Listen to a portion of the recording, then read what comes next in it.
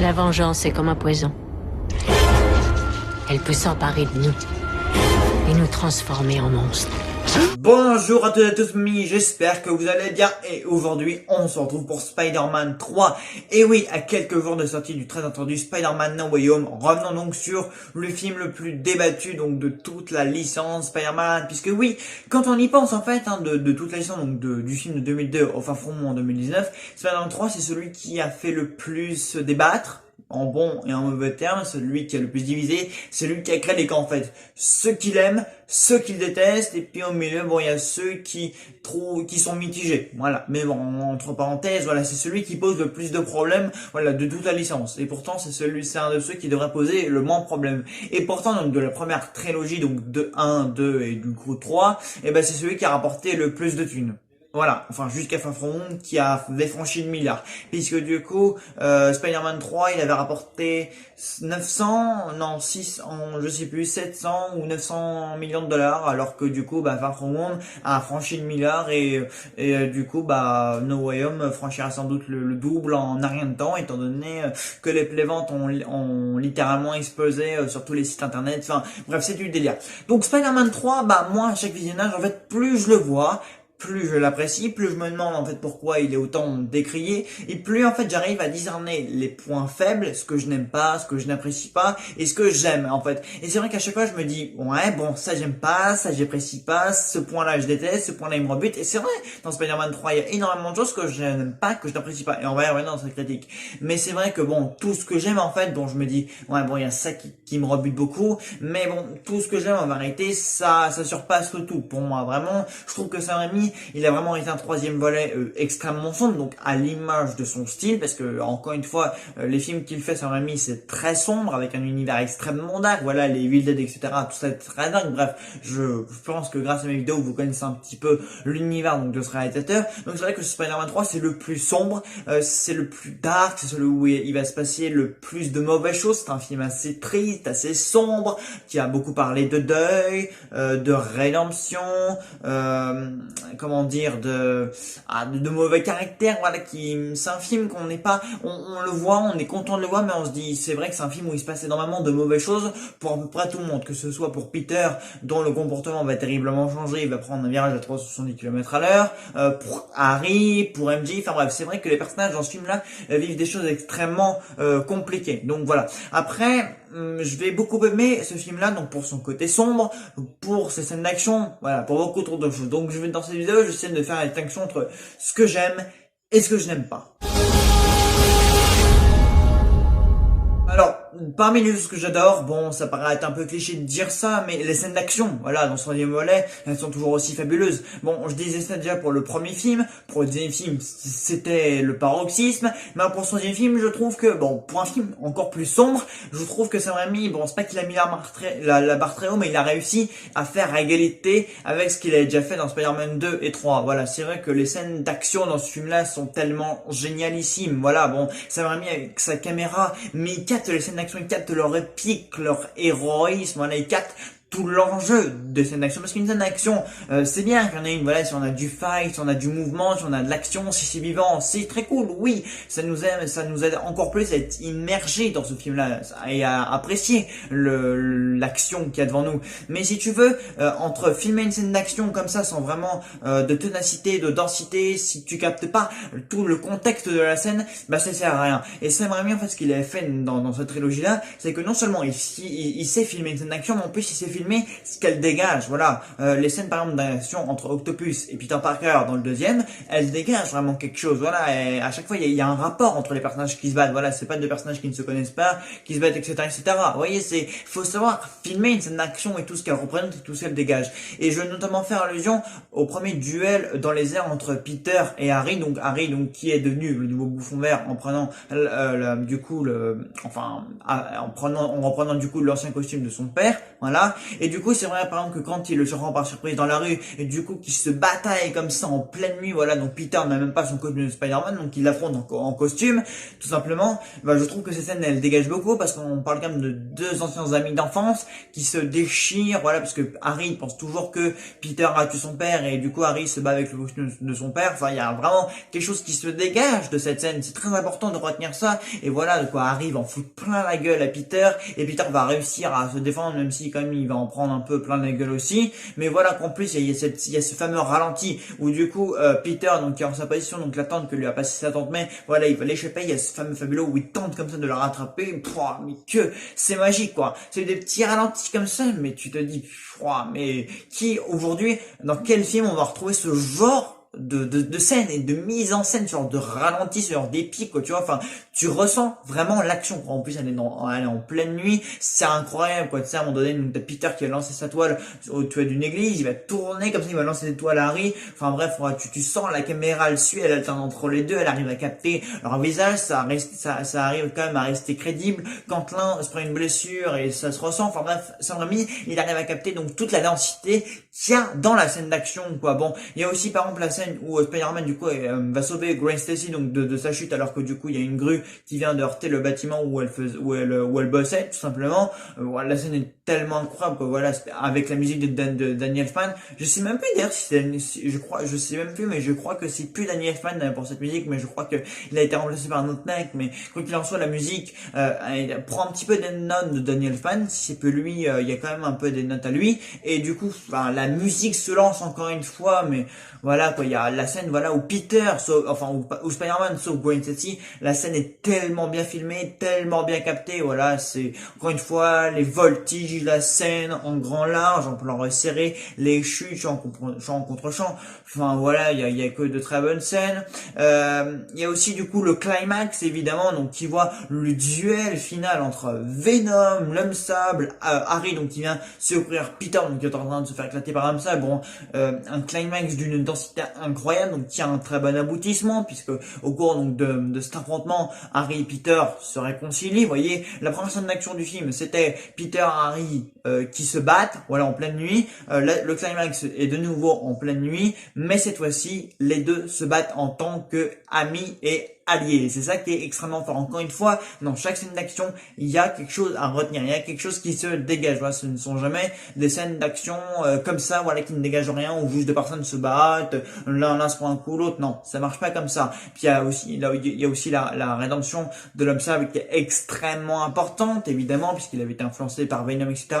On y reviendra plus tard, hein, sur Venom, je vous rassure, je vais en parler de celui-là. Enfin voilà, il y a tellement de scènes comme ça, d'action dans ce film-là, mais bon, ça vraiment encore une fois, il a réussi à faire des scènes d'action qui, encore une fois, égalent en fait donc ce qu'il a fait dans le 2 et le premier. Voilà, il arrive à se surpasser tout en faisant la même chose. Voilà, c'est un film où il réussit à, voilà, ça y est, il peut pas faire mieux que ça, mais il réussit quand même à ne pas faire moins bien. Voilà, c'était faire mieux que le deuxième, c'était impossible, mais faire moins bien, c'était le risque. Et il ne l'a pas fait, il a fait aussi bien. Donc ça, à partir de là, c'est encore mieux. On n'en parle pas assez, mais Tante May quand même, figure extrêmement importante, même figure primordiale, même figure nécessaire. Donc de cette trilogie-là, voilà, c'est vrai que on suit malgré tout donc Tante May dans ses petites apparitions quand elle donne des conseils à Peter, qu'elle se remet donc toujours très difficilement donc du décès de l'oncle Ben. Voilà, donc c'est une veuve, mais c'est une tante, mais aussi c'est une mentor avec une sagesse, avec une morale. Voilà, elle transmet toujours tellement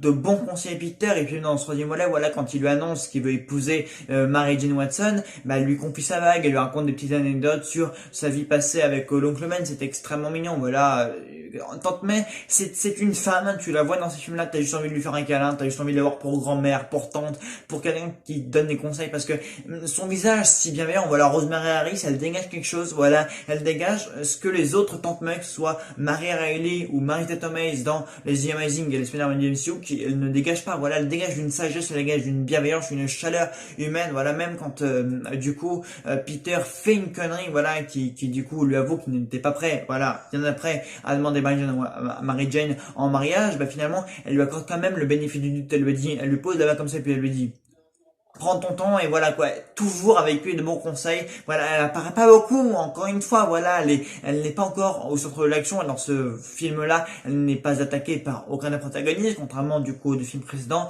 Mais voilà, il est toujours bon de rappeler que Tante May, c'est Rosemary Rice, c'est Tante May quoi.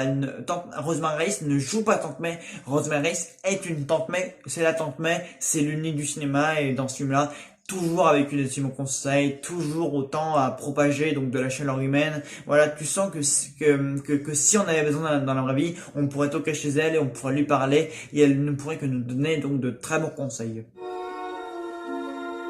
Dis-moi que tu m'aimes. Je t'aime comme un fou. Évidemment, comment ne pas évoquer du coup la relation entre Peter et Mary Jane dans ce film, donc voilà qui s'est construit donc depuis le milieu, la fin donc de Spider-Man premier du nom. Donc c'est vrai que au début moi j'aime bien, enfin là du coup je parle de la relation Peter Mary Jane vraiment au début, voilà dans les premières 15-20 minutes, voilà quand ils forment vraiment un couple, jusqu'à ce qu'en fait Mary Jane donc du coup reçoive donc les premières critiques donc de la pièce donc du coup qu'elle a interprétée à Broadway, du coup que voilà elle commence à faire part donc de ses angoisses donc de pas réussir à Peter et que lui bah voilà il en tant que Spider-Man il commence à acquérir une certaine popularité qui va lui faire un peu monter le melon. Donc du coup à partir de jusqu'à ce point-là bah j'aime bien voilà leur relation quand au début voilà ils sont sur la toile d'araignée, qu'ils se disent un peu des mots doux, qu'ils contemplent les étoiles ensemble. Je trouve ça tellement beau, voilà ce côté romantique. Du coup c'est en fait voilà ces premières 15-20 minutes c'est l'aboutissement de tout ce qui s'est travaillé pendant en fait ces deux films quoi. C'est vraiment il y a un aboutissement. Dommage qu'effectivement ça prenne un virage plus pessimiste, un peu moins drôle à regarder vers le milieu, puis à la fin ouais parce qu'après Peter il va commencer à péter un câble et Mary Jane aussi elle va commencer à faire un petit peu n'importe quoi.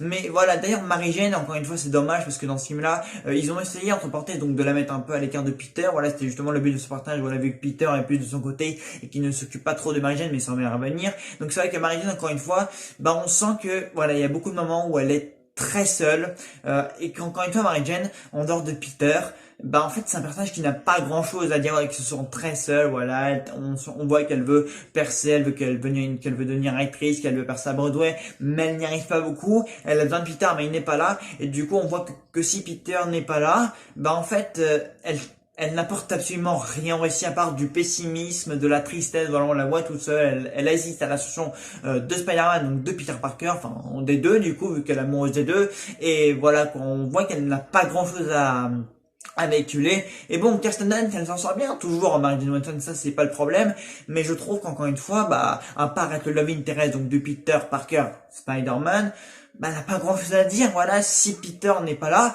voilà, on va la voir seule, réfléchir dans ses pensées, voilà, son personnage ne propage que du vide et que du mauvais sentiment, donc si vous voulez, en fait, la voir à l'écran, bon, c'est toujours très bien, très agréable, parce qu'elle est très jolie et que c'est très cool, mais voilà, par exemple, elle a pas grand chose à dire, son personnage n'a pas d'arc, voilà, sa famille, on ne la voit pas à l'écran, et à part Peter et elle, en fait, elle a rien à raconter, quoi, son personnage est tout simplement vide et du coup quand on la voit avec Peter dans ce film bon c'est assez triste sauf au début encore une fois du coup c'est le côté romantique de leur relation au début que moi j'ai beaucoup apprécié regarder. Voilà par exemple quand elle est avec Harry on n'aime pas parce que du coup bah elle trompe Peter donc ça va pas, voilà quoi, c'est donc du coup c'est un personnage qui n'a encore rien à raconter, c'est dommage mais voilà je voulais juste insister sur le côté romantique donc du début avec Peter et Mary Jane. J'ai trouvé ça vraiment adorable, voilà quand il essaye donc de lui remonter le moral avec sa vieillesse au tout début, voilà quand il est au théâtre, voilà qu'il la voit dans sa robe blanche, c'est magnifique, voilà, ça c'est un travail, ça c'est quelque chose que j'aime bien parce que ça a été travaillé depuis deux films, on attendait ça, Peter attendait ça se concrétise, c'est beau, c'est mignon, mais voilà, le premier en fait c'est Mary Jane, voilà, rien à raconter, voilà, même, en fait, si Peter n'est pas là, si elle n'est pas là pour occuper le corps de Peter, étant donné que Peter se désintéresse d'elle dans ce film-là, c'est très compliqué en fait d'être attaché à elle, et ça c'est extrêmement dommage. Du coup, il est temps de parler un peu donc des méchants, parce que c'est vrai qu'on en a pas mal dans ce film-là, donc on a Venom, on a le Bouffon Vert et on a l'Homme Sable, et c'est celui-là donc qui va m'intéresser parce que c'est vrai que l'Homme Sable en fait c'est le personnage le plus intéressant du film selon moi. Voilà, c'est vrai que la première fois donc on découvre ce fameux homme Flic Marco, donc il est évadé de prison parce qu'on pense du coup que c'est lui qui a tué l'oncle Ben, enfin il l'a tué mais par accident comme il expliquera lui-même, et en fait la seule motivation qu'il a dans ce film-là en fait c'est de trouver de l'argent pour soigner sa fille malade, et ça j'ai beaucoup aimé parce que du coup voilà quoi, ça lui fait des motivations, voilà, mais en fait comme il le dira lui-même, donc au début où on va le découvrir, c'est un homme qui n'est pas méchant, mais qui n'a pas eu de chance. En fait, voilà, c'est un méchant, enfin, c'est un homme, voilà, dont la société ne lui a pas fait de cadeau. Voilà, il est devenu méchant volontairement parce que du coup, il a tué par accident l'oncle Ben, et du coup, j'aime bien, en fait, que ça nous ramène à l'oncle Ben, parce que du coup, ça complète l'arc de Peter, vu qu'à la fin, il y aura son acte de rédemption, puisque Peter le pardonnera. Du coup, ça complète aussi, donc, la tragédie par rapport à l'oncle Ben, par rapport à Tante May aussi, donc, du coup, ça nous renvoie à ça, puisque Peter annoncera en pensant qu'il a tué Flint Marko, voilà, du coup, et après, Tante May réagira, en fait, à cette présumément, vu que évidemment l'homme sable n'était pas mort, mais voilà, les motivations par rapport à sa fille, je les trouve extrêmement touchantes. Voilà, c'est un homme qui n'a pas eu de chance, c'est un homme, tout ce qu'il veut, c'est soigner sa fille, en fait, tout ce qui lui reste, donc j'aime bien, en fait. Bon, après, je vais toujours préférer évidemment Willem Dafoe et Alfred Molina en méchant, parce qu'ils en jettent évidemment beaucoup plus, leurs prestations sont beaucoup plus marquantes, mais je trouve quand même que Thomas Hayden Church s'en sort vraiment très très bien. J'espère que si c'est du coup ici, parce que bon, il y a l'homme sale dans No Way Home, j'espère que du coup que c'est à nouveau lui qui va le jouer, voilà, j'espère ça, on verra ça mercredi, mais voilà quoi, je trouve cet acteur et ce personnage extrêmement intéressant. Je trouve même que c'est le personnage le plus intéressant du film, parce que c'est vrai qu'après tout les autres personnages ils n'ont pas tant de choses que ça à dire, que ce soit Peter, Mary Jane, Harry, ils ont pas vraiment, ils traversent pas beaucoup de choses, enfin, d'important en tout cas, ils ont pas vraiment de grandes motivations ou de grandes choses à accomplir dans ce film-là, alors que voilà, l'homme sable, voilà, il a des motivations, tout ce qu'il veut c'est soigner sa fille, il a un arc de rédemption à faire, et voilà quoi, même quand il devient l'homme sable, voilà, il se forme en tant qu'homme sable, mais ça ne fait pas de lui un méchant quoi, voilà, ça lui donne juste le pouvoir et plus encore de détermination, du coup, pour trouver de l'argent et soigner sa fille. En fait, c'est juste un homme qui a besoin de trouver de l'argent pour soigner sa fille. C'est rien de tout ça. Et du coup, mais la société, parce qu'il a tué accidentellement donc l'oncle Ben, bah, ne lui permet pas donc d'accomplir cette chose-là. Et voilà quoi. Et la scène, par exemple, où il rentre dans son ancien chez lui et où il met les lettres sous l'oreiller de sa fille, j'ai trouvé cette scène extrêmement touchante. Voilà. Puis même, ça crée un tout cohérent, par exemple, avec l'oncle Ben et Peter. Voilà, ça fait un tout cohérent avec la trilogie. Du coup, ça renvoie au premier film. Par rapport à Tante May, voilà, comme je l'ai dit, ça complète un peu l'arc de Peter, et Tante May, enfin voilà, ça crée un tout cohérent et ça rend ce méchant du coup très intéressant, ça le lie un petit peu à Peter à la fin. Bon, c'est vrai qu'au milieu leur relation elle est extrêmement floue, puisque Peter ne comprend pas tout de suite que Flint en fait n'y était pour rien et que lui il a d'autres motivations autres que nuire du coup à l'humanité et même à Spider-Man en lui-même, puisqu'en fait Spider-Man veut lui mettre des bâtons dans les roues au début, tout ça parce que c'est un méchant bien entendu, mais tout simplement parce qu'il veut faire régner la paix et l'ordre dans New York, mais sinon voilà quoi, c'est extrêmement dommage du coup que Spider-Man agisse comme ça sans savoir qui précisément est Flint Marko. Peut-être que du coup il y aura peut-être dû avoir, enfin peut-être que leur relation du coup aurait dû être écrite autrement, voilà, mais oui, je trouve que l'homme sable est un excellent méchant et je trouve que même que ce personnage est plus intéressant donc de ce film. C'est si grisant. Je m'inquiète pour toi. J'ai pas besoin qu'on m'aide. On a tous un jour besoin d'aide, Peter. Même Spider-Man. Bon alors, globalement, ce que j'aime pas, on peut le résumer assez facilement, c'est le comportement de Peter Parker. Voilà, j'aime pas du tout comment il agit dans ce film. Bon après, je pense que ça, c'est un peu le problème que tout le monde reproche à ce film, mais bon, pour le coup, je vais être d'accord. Voilà, c'est vraiment un point où je vais vraiment être d'accord avec tout le monde. C'est comment Peter Parker, il agit dans ce film-là. Voilà, que ce soit quand il voit que Spider-Man grandit en popularité parce que Gwen Stacy, donc fille du capitaine Stacy, lui a remis les clés de la ville après qu'elle l'ait sauvé. Du coup, va s'en suivre leur baiser en public. J'aime pas du tout cette scène, vraiment, je déteste, à chaque fois je ne comprends pas. Le choix de Peter, voilà, il sait que Mary Jane est dans la foule, bon, ça tout le monde l'a déjà dit, mais je leur dis quand même, parce que, voilà, même si c'est un peu cliché, donc du coup, de reprocher ce problème, bah c'est quand même un truc qui me gêne beaucoup, voilà, dans le film, à chaque fois, je sais que la scène va arriver, et quand je vois la tête de Mary Jane, bah je comprends ce qu'elle ressent, parce que ça fait mal. Du coup, bah on aboutit donc cette scène au restaurant, voilà, où Peter essaiera donc de demander la main de Mary Jane, mais continuera quand même d'en faire casse-tête et de vanter, et de faire les éloges donc de Spider-Man, et de se la péter, tout simplement, parce que c'est ce que fait Peter dans ce film-là. Il se la pète, voilà, il voit que Spider-Man, tout le monde le veut, tout le monde l'aime, tout le monde l'admire, et voilà quoi, il ne se préoccupe absolument pas de Mary Jane, voilà, il la délaisse, voilà, il voit que de son côté sa carrière ne réussit pas du tout, enfin, il ne le voit pas, d'ailleurs, c'est ça le problème, c'est que elle, de son côté, sa carrière, elle échoue lamentablement, mais voilà, elle échoue, lui réussit, ça pose un problème dans le couple, mais lui n'est pas là pour elle, voilà, il va s'en foutre, il va la laisser toute seule, du coup, après, elle va aller aux mains de Harry, voilà, bon, après, il y a ce triangle amoureux, ça, j'aime pas non plus du tout, mais voilà, quoi, c'est le triangle amoureux amoureux Harry, MJ, Peter, c'est vraiment le truc que je vais pas du tout aimer dans les trois films. Voilà, on le voyait déjà dans le premier film, beaucoup moins dans le deuxième film et beaucoup dans le troisième film. Voilà, du coup quand Mary Jane, bon, on la comprend, voilà, c'est compréhensible. Voilà, on aurait tous réagi. Voilà, on se sentait, si on se sent laissé par la personne qu'on aime, logiquement on va voir ailleurs et c'est ce qu'elle fait du coup. Et voilà quoi. Mais bon, après la scène elle est très sympa. Voilà, quand Mary Jane va dans l'appartement de Harry, qui passe un bon moment et qui finissent par s'embrasser. Voilà, c'est sympa comme moment, mais on n'aime pas parce que voilà qu'on n'a pas envie du coup que la relation construite jusqu'à maintenant entre Peter et Mary Jane se finisse. Mais voilà quoi, le comportement de Peter en lui-même, j'aime pas du tout comment il agit. Voilà, il se la pète, il est arrogant et puis après ça va empirer du coup quand il va être possédé par le symbiote. Voilà, bon après avec cette coupe un peu, voilà, il va se la jouer un peu beau gosse, un peu plus vulgaire, un peu plus dévergondé, un peu plus décoincé. La fameuse scène de la danse. Bon, ça j'avoue, cette scène-là, tout le monde, enfin, elle est tellement ridicule, mais qu'elle est tellement cool. En fait, moi, je l'adore cette scène. Voilà, je suis désolé. Voilà, j'adore cette scène. Des fois, moi, je danse un peu comme ça. Un peu, je la trouve tellement cool. Je la regarde sur YouTube. Des fois, ça me prend. Je la trouve extrêmement cool. Bon, après, il y a des scènes comme ça où Peter, par exemple, il va essayer de se faire une coupe de cheveux. Bon, là, j'avoue, c'est extrêmement ridicule. Hein. C'est Peter, il est très ridicule à ces moments-là.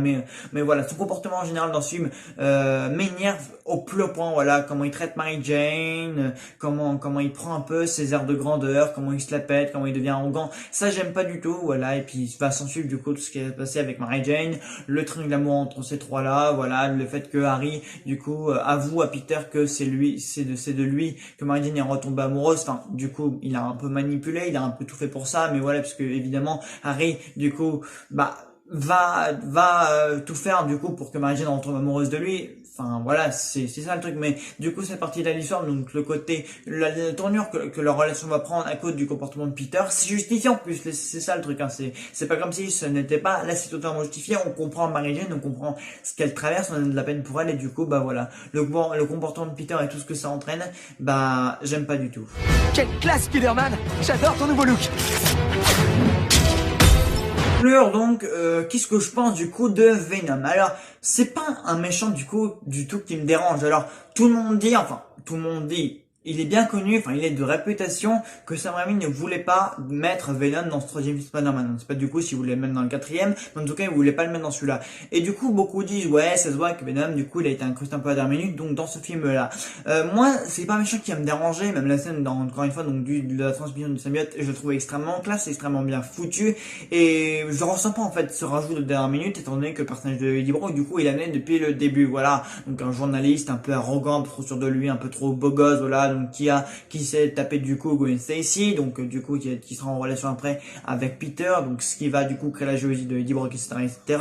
Et du coup la rupture du couple entre Peter et Mary Jane, voilà, vous connaissez toute l'histoire. Du coup Eddie Brock en soi il a été amené depuis le début, voilà, on le voit, il était testable et enfin le pourquoi du comment il est devenu Venom en soi c'est amené, voilà, c'est pas un gars qui sort de n'importe où, voilà, c'est un gars qui est depuis le début du film, voilà, quand il commence à photographier Peter lorsque Gwen Stacy manque de tomber de l'immeuble, voilà, quand elle manque de chuter, il est amené depuis le début en fait. Et c'est vrai que voilà, il y a cette concurrence qui s'installe du coup entre Eddie Brock et Peter, donc ce qui rend le personnage de Eddie Brock aussi détestable au début que Peter par la suite quand il sera influencé par Spider-Man et par le symbiote. Du coup, voilà. Donc il y a ces deux caractères, il y a ce concurrent. Donc en soi, Venom c'est pas vraiment un méchant qui va me, enfin je le trouve extrêmement classe. En plus le design de Venom, hein, même à la fin, etc. Quand il ouvre la gueule, même quand il va apparaître pour la première fois sur le sol en mode, voilà, la bouche ouverte, c'est pas du tout un truc qui va me déranger. Moi je le trouve classe, le design je le trouve bien foutu. Même quand il agit après, il va aller voir Flynn Marco pour qu'il s'allie à la fin pour battre du coup Peter, voilà, pour qu'il se venge, puisque du coup il va un peu le prendre par les sentiments, il va lui dire que voilà, il trouve un peu dégueulasse que ce que Spider-Man tente un peu de faire de lui faire par rapport à sa fille. Enfin voilà, il va le prendre par rapport à les sentiments par rapport à ça. Donc comment Venom est exploité par rapport à ça, comment Eddie Brock est amené pour devenir le futur Venom, moi ça va pas me déranger. Voilà, je veux dire, Eddie Brock il l'est depuis le début, donc en soi c'est pas un mec qu'on a mis là pour devenir Venom 2 minutes après. C'est vraiment un mec qui est là, qui qui a été écrit pour ça. Moi, du coup, je le vois un peu comme ça. Voilà, ça va être c'est un mec détestable. Son rapport avec Peter, il est clair. Et du coup, plus on voit le film et plus on comprend en fait comment comment ça devait finir. Voilà la relation entre les deux, comment ça devait finir. Donc du coup, pour moi, c'est un personnage cohérent. C'est un antagoniste qui n'arrive pas de nulle part. Et moi, j'aime bien Venom. Enfin, de toute façon, je vais toujours plus le préférer que le Venom qu'on a actuellement. Voilà, bon, j'ai pas vu Let's Break Carnage là, mais de toute manière, j'ai aucun problème avec Venom, donc je trouve pas que ce soit un atout du film, mais c'est pas non plus un point négatif. Voilà, c'est un méchant que je ne vais trouver ni bon ni mauvais. Je l'aime bien. C'est pas un bon méchant parce qu'il y a l'homme sable, il y a quand même aussi le bouffon vert, mais c'est pas un méchant non plus détestable. Voilà, c'est un méchant qui est là, qui fait le taf, qui est bien exploité, qui est bien utilisé, et voilà quoi. Topher Grace le joue très bien, Eddie Brock est là, et il en est depuis le début, donc je vois pas où est le problème. Donc voilà, bah écoutez, Spider-Man 3, toujours autant un film que j'aime, que je prends plaisir à défendre et dont j'étais extrêmement content de vous parler aujourd'hui.